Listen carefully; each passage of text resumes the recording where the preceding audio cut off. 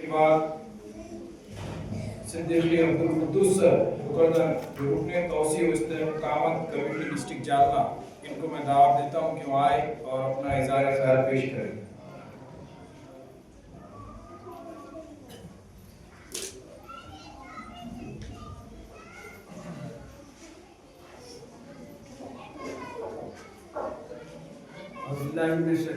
बिस्मिल्लाहिर्रहमानिर्रहीम।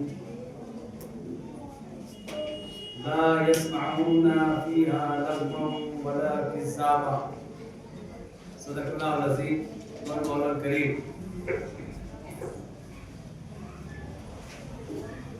मिसाली खानदान की तामीर इस्लाम के साए, इस मुज़ाकरे के मुबस्सिर जनाब मौलाना अब्दुल करीम फलाही साहब और सभी हाज़रीन मर्द ख़वातीन, अस्सलाम वालेकुम रहमतुल्लाहि व बरकातहू। मिसाली खानदान की तामीर इस्लाम के साहिब, इस उन्वान के तहत भाई ज़हीर फारूकी ने नौजवान तैयार किए हैं। सालिया कौसर साहिबा ने जो है उनकी शादी करा दी है और मोहम्मद रिजवान साहब ने फिर मियाँ बीवी के क्या हुकूम है यहाँ तक हमको ला करके पहुँचा दिए। अब मिसाली खानदान की तामीर कौन करना चाहता है? मिसाली खानदान कितने किस्म के होते हैं? खानदान कितने किस्म के होते हैं, इस पर भी गौर करना जरूरी है। खानदान की दो किस्में हैं, एक वो जो मियां बीवी और बच्चे, ये खानदान है। एकल परिवार शायद उसको कहते हैं। और एक परिवार वो होता है खानदान जो मुश्तरक खानदान होता है, जिसमें चचा ताया ये सब मिलकर के रहते हैं। तो हमको मिसाली खानदान बनाने के लिए दोनों पहलू पर गौर करना पड़ेगा, क्योंकि हाजरीन में कुछ तो मुश्तरका खानदान वाले हैं, बड़े परिवार वाले हैं, और कुछ तो मुख्तसर परिवार वाले हैं।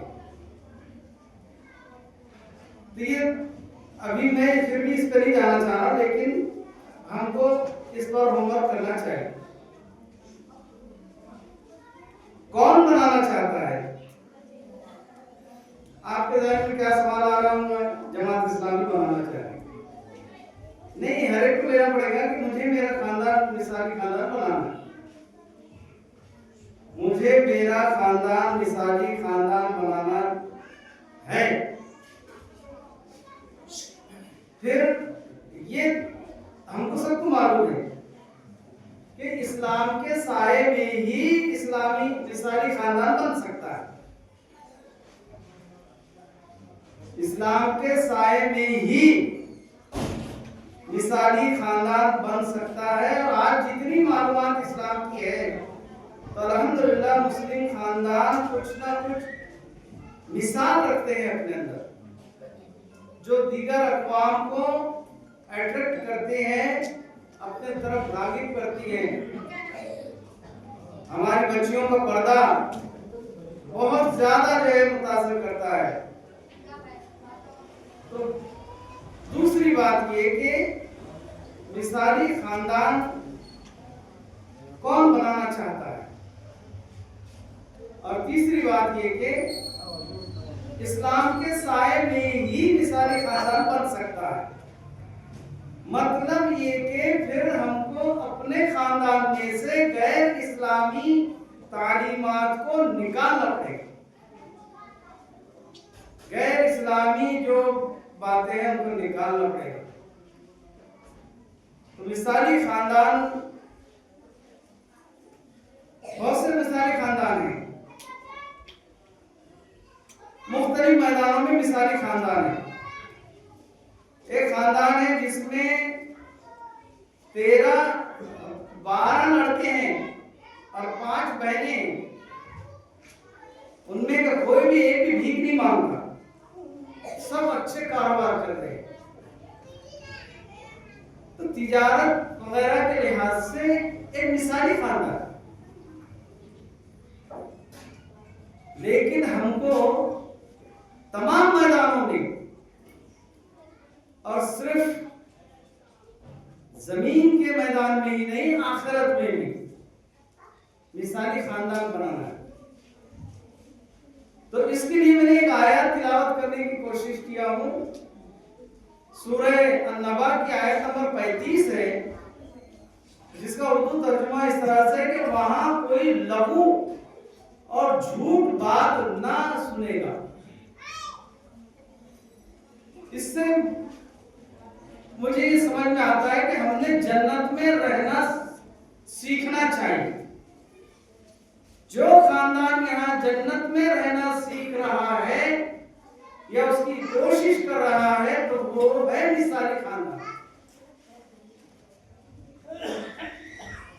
जन्नत में रहना हमको यहाँ सीखना है। स्पेस पर जाने वाले, जो खला में जाने वाले होते हैं ना, तो किसी भी ताकतवर इंसान को नहीं भेज देते कि नहीं ये हिम्मत वाला है, ये चले जाए। उसको यहाँ पर स्पेस पे रहना सिखाया जाता है। उसको एक बड़े कमरे में वो माहौल दिया जाता है जो स्पेस का माहौल, तभी जाकर के वो वहां पर रहते हैं। हम जन्नत में रहना चाहते हैं, हम जन्नत में रहना यहां सीखना चाहते हैं। कौन नहीं चाहेगा कि हम सब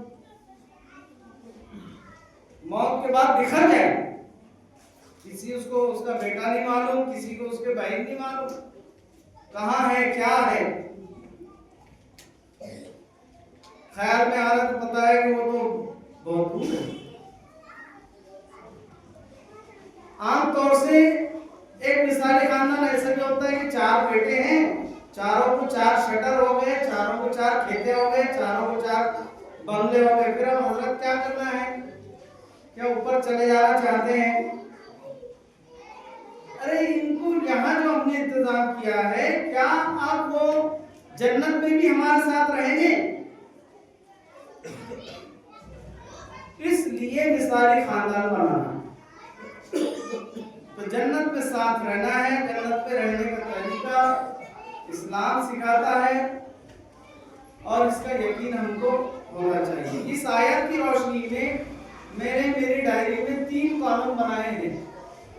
एक कॉलम तो यह है कि जिसमें कुरान मजीद में मंजर ये भी पेश किया गया है कि वहां पर जन्नत में सलामती ही सलामती की बात होगी। तो एक कॉलम मैंने ये बनाया है कि सलामती वाली चीजें। दूसरा कॉलम ये है कि लघु बात से इज्तिनाब वाली चीजें, फजूलियात से, लघु बात से। और तीसरा कॉलम मैंने ये बनाया है कि वालिदैन का इसमें किरदार। तो बहुत तेजी से सुनाऊंगा मैं, उसके हर इस्तिलाह में आपको हमको गौर करना चाहिए। आखिर को तबसरा तो होने वाला है, मुझे बहुत ज्यादा बेचैनी नहीं है। बहरहाल सलामती में सलाम करना, घर में हर फर्द सलाम करे। घर में दाखिल हो तो सलाम करें, चाहे बीवी हो, बच्चे हो, बेटी हो, कोई हो ना हो, सलाम करे दाखिल होते ही। हर एक को आदत हो के वो सलाम करे और सलाम में पहल करे। सलाम करना तो एक चीज है, लेकिन सलाम में पहल करना है। तो सलाम करना, इज्जत करना, एहतराम करना, अदब करना, अदल करना, एहसान करना, सिला रहमी करना, हकीकत पसंदी सिखाना, ईसार, कुर्बानी, हौसला अफजाई, ताउन, हक परस्ती, मोहब्बत, बच्चों को अपने मशवरे में शामिल करना। कहीं आप ट्रिप पे जा रहे हो, कहीं घूमने जा रहे हो, तो बच्चों को शामिल करना अपने मशवरे में कि बेटा यहाँ जाना चाहते हैं, तुम्हारा क्या ख्याल है। इसमें हर एक पर बहुत सारी चीजें कही जा सकती है। तो मशवरे में बच्चों को शामिल करना, हर फर्द को शामिल करना, गर्चे कि आपका सरबराह की हैसियत से फैसला तय हो लेकिन मशवरे में शामिल करना, ताकि बच्चों को अपनी हैसियत समझ में आए, हर एक को अपनी हैसियत समझ में आए। फिर कदरदानी, हर एक की कदरदानी हो, नमाज की पाबंदी का ख्याल बिल्कुल हो, और नमाज पर बहुत गुफ्तगू हो।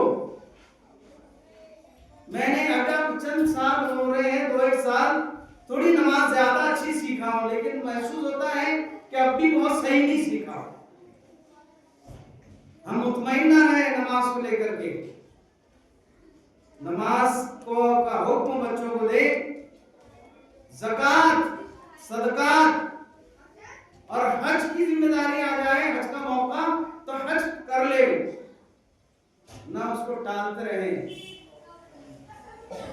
और दुआएं देना एक दूसरे को, और मौत का ख्याल रखना, मौत का तस्करा होना हमारे पास कि बेटे मेरे मरने के बाद तुम मिलोगे कि नहीं मिलोगे। हम में से हर एक आगे पीछे जा सकता है, इस पर गुफ्तगू हो। फिर रोना और बिलबिलाना नहीं होता। तो बहरहाल ये कुछ चीजें एक कॉलम में थी। दूसरे कॉलम में है कि झूठ बोलने से जो है रोकना चाहिए। तमाम बीमारियों की जड़ झूठ है। झूठ है, मजाक है, बुरे अल्काब है, हिकारत है, गीबत है, चुगली है, गाली है, मौका परस्ती है। भाई भाई आपस में मौका परस्ती इख्तियार कर लेते हैं, मफाद परस्ती इख्तियार कर लेते हैं, जानिबदारी है, जुल्म है, ज्यादती है, नफरत है, फजूलियात है, वक्त का जो है जिया है, माल दौलत का है, अपनी चीजों का है। घर में बच्चों को काम करना जो है हमें सिखाना चाहिए। छोटा बच्चा है तो भी उसके एक हाथ में उंगली में कप लगा दो और एक हाथ में सासा लगा दो, जाओ देकर आओ। 1.5-2 साल के बच्चे भी करते हैं, एक काम रोज करने को लगा।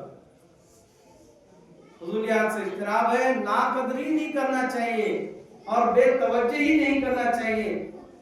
और उसमें सारी चीजें आ सकती है। नमाज से भी बेतवज्जही ना हो, इबादत से बेतवज्जही ना हो, और बुरी बदुआ ना दे, बदुआओं से परहेज करें।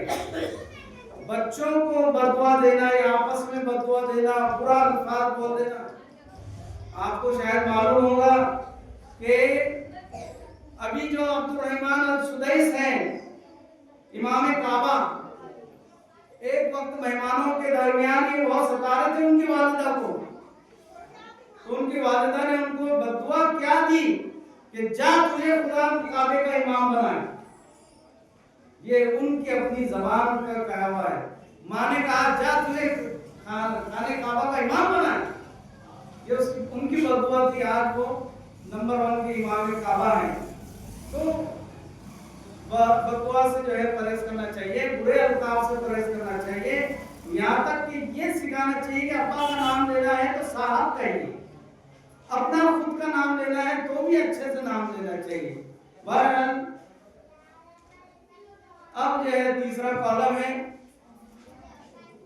अब तीसरा कॉलम है, उस पर बहुत सी बातें आप लोगों ने जो है सुनी है।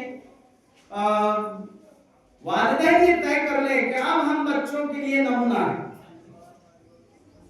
इतनी एक बात भी अगर आपने ज़हन में रख ली है मेरे वक्त की कमी के लिहाज से, तो वालिदैन ये समझ लें कि हम अपने बच्चों के लिए, माता यतीम के लिए नमूना है। तेरे को क्या समझता, वो तो जाहिल है। ऐसी बीवी को कहना, या अरे तुझे भी नहीं कहना चाहिए। कभी मौका ऐसा आ जाए कि कुछ सख्त बोलना पड़े तो भी वह सब्र करके ध्यान रखना चाहिए कि कोई छोटे बच्चे पर उसका असर ना पड़े। अब्बा के पास तो तुम्हारी कदर नहीं है, ये रुझान जो है पैदा हो जाता है। तो बहरहाल अहले अयाल को बचाना है दोज़ख की आग से, मतलब जन्नत में पहुंचाना है। तो जन्नत में पहुंचाने का काम हो, और वालिदैन कहानियां सुनाए, वालिदैन लेकर बैठे अपने बच्चों को कुरान खुद सिखाएं, उनका सुने, अच्छाइयों के फायदे बताएं, आपस में ना झगड़े, ये समझाएं। कुछ बातें भी हो तो सब्र करें बच्चों के सामने, इसका जो है इजहार न करें। अपनी बीवी का या बीवी ने शौहर को कुछ कह देना, ये सारी चीजें शैतान के फरेब से आगाह करें, दज्जाल के फरेब से आगाह करें, ये जरूरी है। अपने बच्चों की तालीम में मददगार बने, अपने आप से नहीं अल्लाह से डराएं, अपने आप से न डराएं। बच्चे लकड़ी खा करके समझ जाते हैं कि अब्बा सिर्फ लकड़ी उठा सकते हैं, लकड़ी ना उठाए। बच्चे के मिसाली खानदान में कोड़ा रहना चाहिए, लटका हुआ कोड़ा रहना चाहिए कि कोड़ा है। जैसे अच्छी से अच्छी गाड़ी में एक्सीलेटर भी होता है तो ब्रेक भी होता है, ये दोनों एक दूसरे के मुखालिफ है, तो कोड़ा भी रहना चाहिए। अपने आप से नहीं अल्लाह से डराएं, अपनी नाराजगी से बढ़कर अल्लाह की नाराजगी समझाएं, माफी का चलन डालें, और बस ये कि दोज़ख से बचाने के लिए जन्नत में पहुंचाने वाले बने, जन्नत में रहने की तरकीब तरीका हम जैसे के वाक़ई दावना नहीं मिल जाएगा। अभी हम इज़राइल का सुन रहे थे मिसाली खानदान की ताबीर, इसमें हमारी एक बहन और 3 भाइयों ने तो अपना इज़हार